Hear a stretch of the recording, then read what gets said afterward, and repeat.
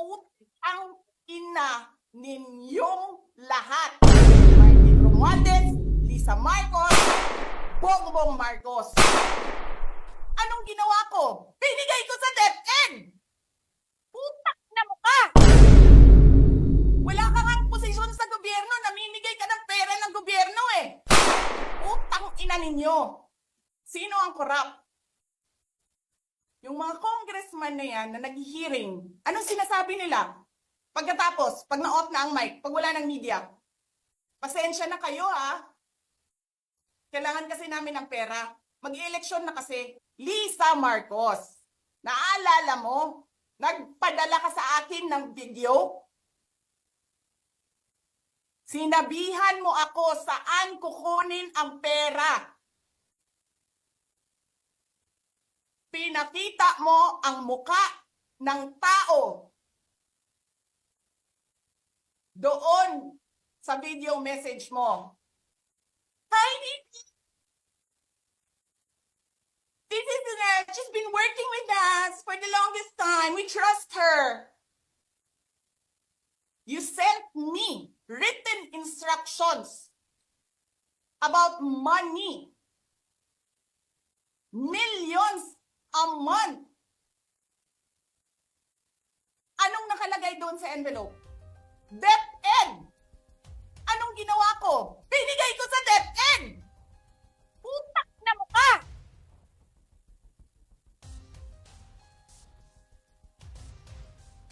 Wala ka nga posisyon sa gobyerno, namimigay ka ng pera ng gobyerno eh.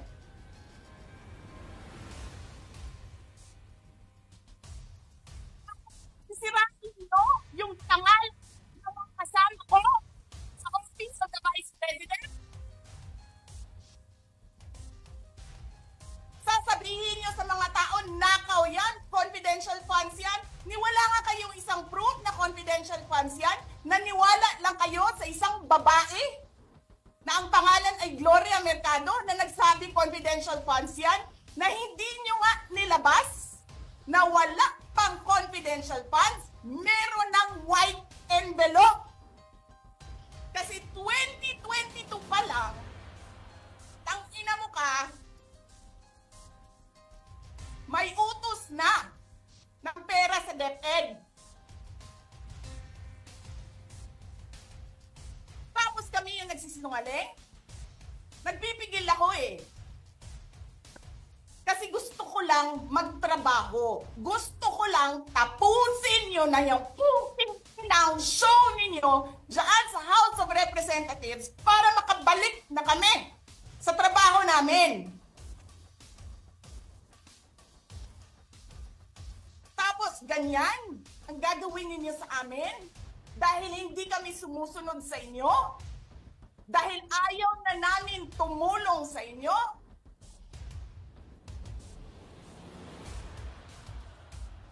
Ganito gagawin ninyo?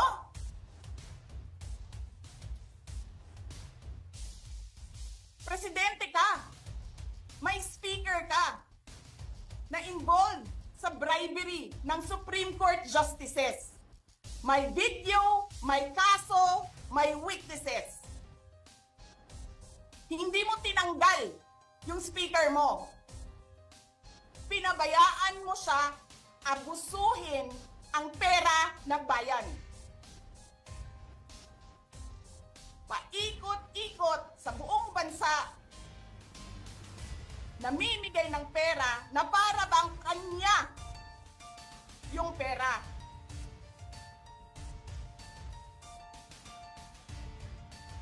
Eh di ba nga, lagi niyo sinasabi separation of powers? Anong trabaho ng legislative branch? Gumawa ng batas. Anong ginagawa ni Martin Romualdez?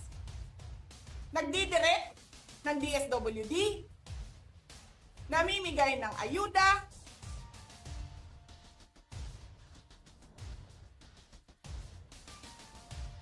nagsasabi kung anong bibigay, anong ibibigay, anong gagawin, sino ba ang presidente dito?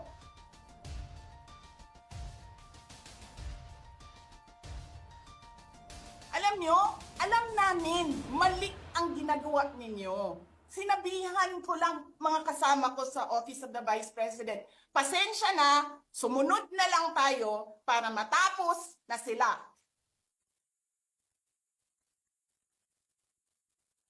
Tapos ganito ang gagawin ninyo? Alam namin, walang contemptuous doon sa ginawa ni Yusek Lopez. Wala. Lahat ng tanong, sinagot niya. Pumunta siya. Maayos siya kumausap. And then sasabihin ninyo sa amin, bakit kami susulat sa COA? Bakit hindi kami susulat sa COA? Hindi tapos ang appeal namin. Hindi tapos ang audit namin. Tapos buhaghag na ninyo tanan ang gisubmit namo sa COA? Hindi. Sobra kahayahay ninyo ng mga tao. Kaming lahat sa Office of the Vice President, Monday to Friday ang mga trabaho namin. Sa ibang opisina, Monday to Friday. I'm not saying na bawal yan. But, alam mo yon, that is something that civil service should think about. May mga opisina ng gobyerno, 4 na araw lang pumapasok. Yung iba, 5 araw pumapasok. Nandyan sa daan, sa init, sa ulan, nandun sa bundok, naglalakad, tumatawid ng mga sapa. Monday to Friday, mga government employees. And then we have a House of Representatives. Monday to Thursday lang ang trabaho.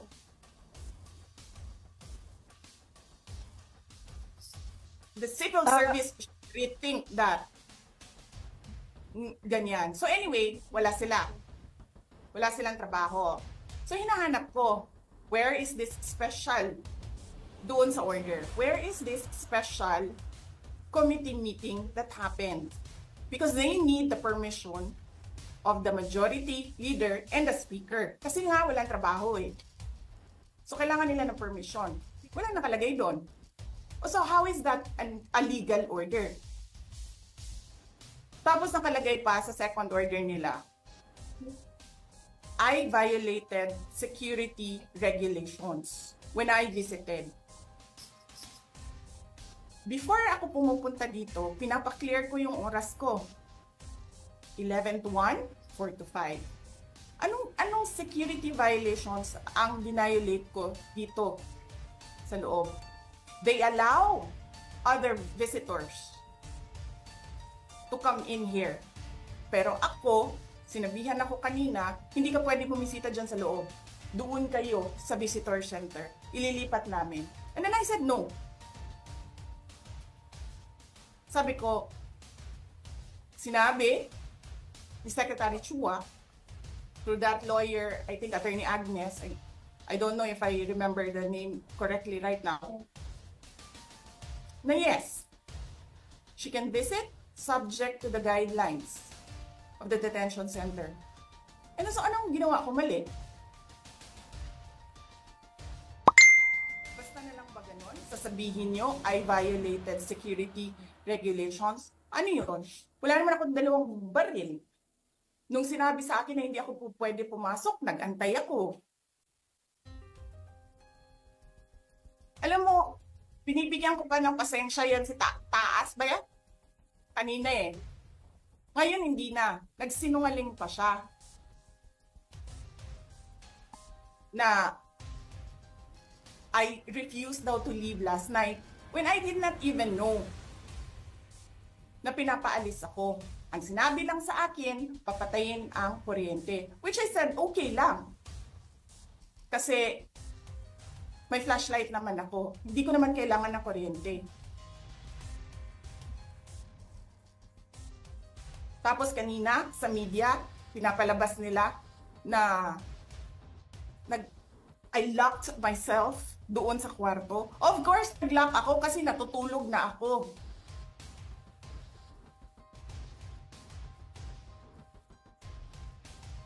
Tapos, what?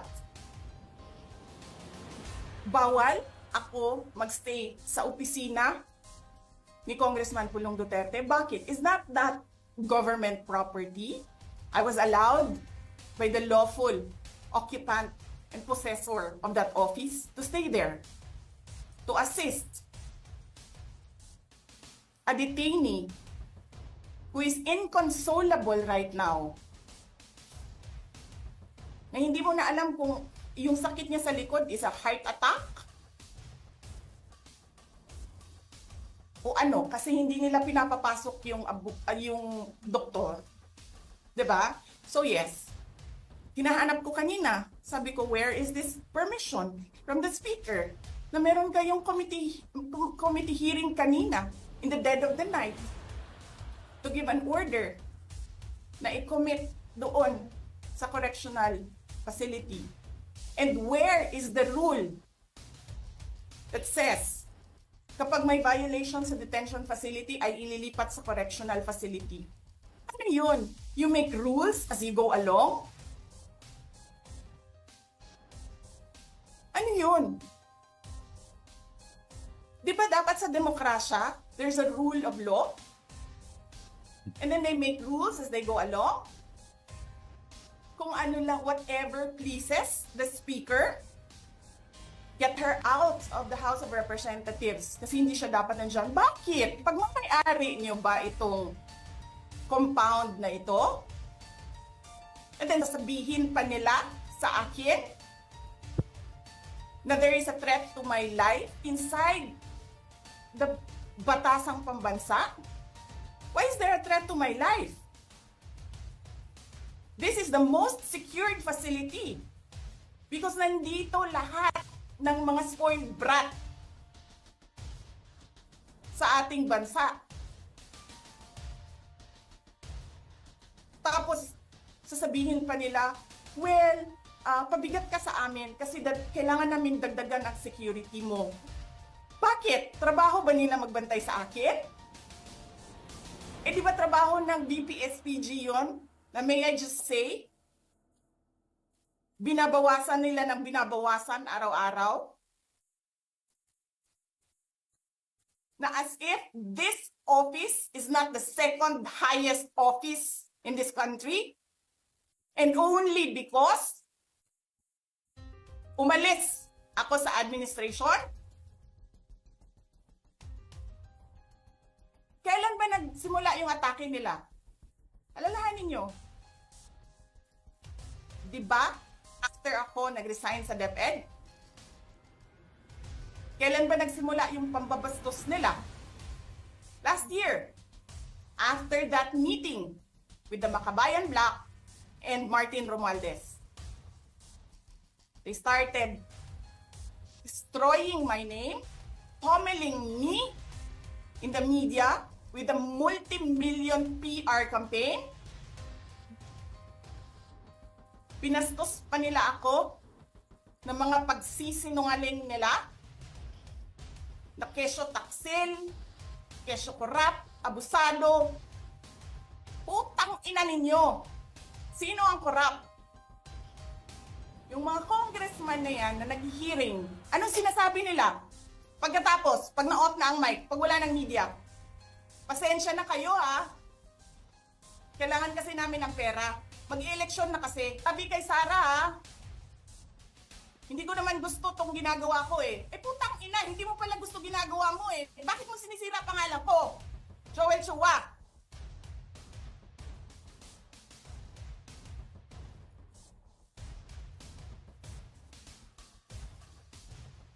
Ganyan.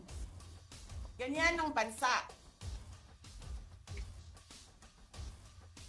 This country is going to hell because we are led by a person who doesn't know how to be a president and who is a liar. Alam nyo anong pruweba ko na sinungaling siya? Tinanong ko, dalawang businessman. Matagal na sa negosyo ng bigas. Because I was concerned. This is a campaign promise. 20 pesos na kilo ng bigas. And so, I really sat down and talked to a businessman. Sabi ko, sabihin mo sa akin, kung magagawa ba yung 20 pesos. Sabi niya, hindi. Napaka-imposibleng gawin yan. Because more than 20 pesos ang cost. Paano ka magbenta ng palugi? So tinanong ko, nagsinungaling ba siya nung sinabi niya? And then he said outright, yes. It's either he did not know what he was talking about, that's so incompetent, or he was lying through his teeth to get the votes of people. Putang ina ninyong lahat. Martin Romualdez, Lisa Marcos, Bongbong Marcos.